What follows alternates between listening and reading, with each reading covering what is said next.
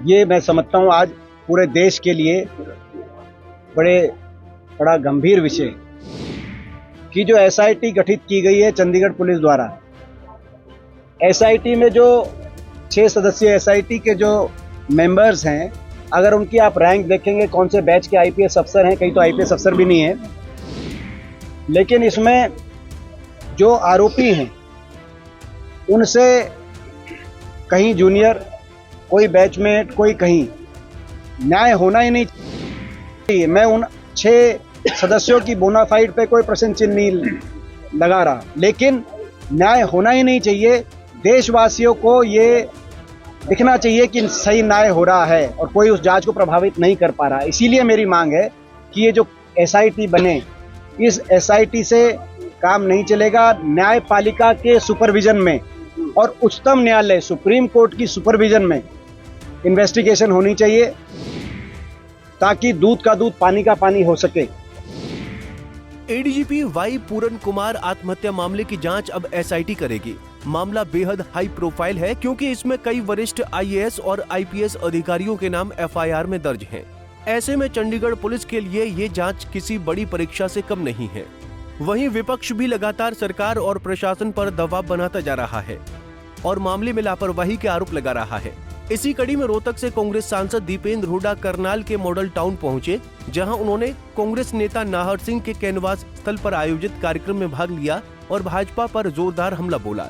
इस दौरान उन्होंने कहा कि इस घटना को 5 दिन हो चुके हैं, लेकिन किसी भी बड़े भाजपा नेता ने इस पर कोई प्रतिक्रिया नहीं दी। उन्होंने आरोप लगाया कि सरकार इस मामले में गंभीर नहीं है, जो पीड़ित परिवार के साथ अन्याय है। इस मामले में जांच एसआईटी नहीं बल्कि सुप्रीम कोर्ट के मौजूदा जज की निगरानी में होनी चाहिए। इसमें मैंने ये कहा है कि जो एसआईटी गठित की गई है चंडीगढ़ पुलिस द्वारा, एसआईटी में जो 6 सदस्यीय एसआईटी के जो मेंबर्स हैं, अगर उनकी आप रैंक देखेंगे कौन से बैच के आईपीएस अफसर हैं, कई तो आईपीएस अफसर भी नहीं है, कई यूटी कैडर के हैं, कई अलग अलग। ये 6 सदस्य जो कई इसमें एफआईआर इंस्पेक्टर रैंक भी हैं, कुछ आईपीएस भी हैं 2, लेकिन इसमें जो आरोपी हैं उनसे कहीं जूनियर, कोई बैचमेट, कोई कहीं, न्याय होना ही नहीं चाहिए। मैं उन 6 सदस्यों की बोनाफाइड पे कोई प्रश्न चिन्ह नहीं लगा रहा, लेकिन न्याय होना ही नहीं चाहिए। देशवासियों को ये दिखना चाहिए कि सही न्याय हो रहा है और कोई उस जांच को प्रभावित नहीं कर पा रहा। इसीलिए मेरी मांग है कि ये जो एसआईटी बने, इस एसआईटी से काम नहीं चलेगा। न्यायपालिका के सुपरविजन में और उच्चतम न्यायालय सुप्रीम कोर्ट की सुपरविजन में इन्वेस्टिगेशन होनी चाहिए ताकि दूध का दूध पानी का पानी हो सके। वहीं दीपेंद्र हुड्डा ने कहा कि परिवार की सहमति के बिना ही पोस्टमार्टम कराने की खबर सामने आ रही है, जो दुर्भाग्यपूर्ण है और स्वीकार्य नहीं है। पिछले 2-3 दिनों से न्याय का चक्र जिस गति से घूमना चाहिए नहीं घूम रहा। अभी तक की कार्रवाई से परिवार संतुष्ट नहीं है। परिवार की संतुष्टि में ही देशवासियों और समाज की संतुष्टि है। उन्होंने कहा कि दलित समाज समेत पूरा देश आज देश प्रदेश की सरकार की तरफ टकटकी लगाए देख रहा है कि न्याय हो और दोषियों को कड़ी से कड़ी सजा दिलाई जाए। सरकार सुनिश्चित करे कि परिवार को न्याय मिले, देरी न हो, न्याय होता हुआ देखे और कोई भी जांच प्रभावित न कर पाए। जब तक परिवार को न्याय नहीं मिलेगा, हम जिम्मेदार विपक्ष की तरह हर स्तर पर लड़ाई लड़ेंगे। आप और हम और देश ये जानना चाहता है कि सरकार न्याय दिलाने के लिए क्या करे, क्योंकि पिछले 5 दिन में पहले तो ये पूरा घटनाक्रम जो हुआ, जिस तरह के आरोप लगे, जातिगत उत्पीड़न के आरोप, कानून व्यवस्था के जो प्रदेश के मुख्य संरक्षक हैं, ऐसे वरिष्ठ अधिकारियों पे ये आरोप लगे, इन आरोपों से पूरे सिस्टम पे सवालिया निशान लग गया, पूरे सिस्टम संदेह के घेरे पे आ गया। और ऐसे में सिस्टम में जो अविश्वास है उसको आगे ना बढ़े, ये महत्वपूर्ण था कि सरकार तुरंत न्याय के लिए उचित कदम उठाए, लेकिन न्याय के चक्र की वो गति नहीं दिखी पिछले 3-4 दिन में जो दिखनी चाहिए। अभी जो हम मिले सुबह परिवार से, तो परिवार सरकार के द्वारा अभी तक जो कार्रवाई की गई है उससे परिवार संतुष्ट नहीं है।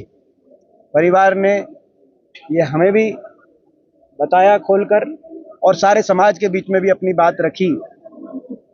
ना तो एफआईआर उस रूप में हो पाई जिस रूप में कंप्लेंट दी गई थी और जिस रूप में परिवार की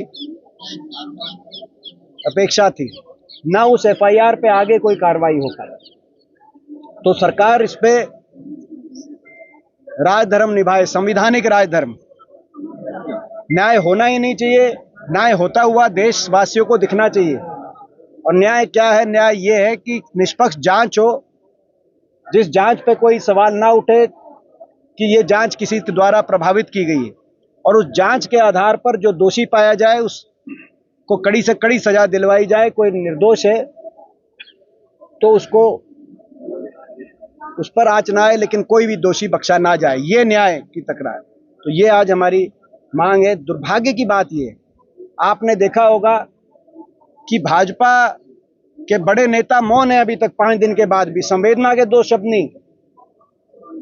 जो यहां से हमारे सांसद हैं, केंद्रीय मंत्री मनोहर लाल जी खट्टर, अभी तक उनके मुख से कोई बयान, कोई संवेदना के कोई शब्द, जबकि पूरे देश के अंदर ये मामला कितनी गंभीरता से लोग ले रहे हैं उसका आप अंदाजा लगा सकते हैं। देश के कोने कोने में प्रदर्शन हो रहे।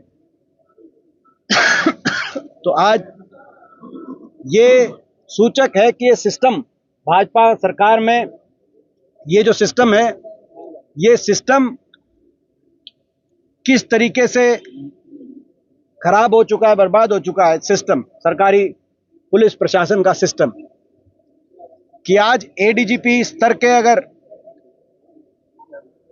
आईपीएस अफसर को अपने जीवन में और मरणोपरांत न्याय नहीं मिल पा रहा है, तो आम आदमी इस सिस्टम से न्याय की क्या उम्मीद रखता है। वहीं दीपेंद्र हुड्डा ने कहा कि ये घटना पुलिस विभाग में व्याप्त भ्रष्टाचार और जातिवाद मानसिकता को उजागर करती है, लेकिन भाजपा चुप्पी साधे हुए है। वहीं इससे पूरे सिस्टम पर सवालिया निशान खड़े हो गए हैं। करनाल से bureau report, Punjab Kesari TV. हमसे जुड़े रहने के लिए हमारे YouTube चैनल को सब्सक्राइब करें और नई वीडियो की नोटिफिकेशन के लिए बेल आइकॉन को दबाएं। अगर आप ये वीडियो Facebook पर देख रहे हैं तो लाइक जरूर करें और ज्यादा से ज्यादा शेयर करें। धन्यवाद।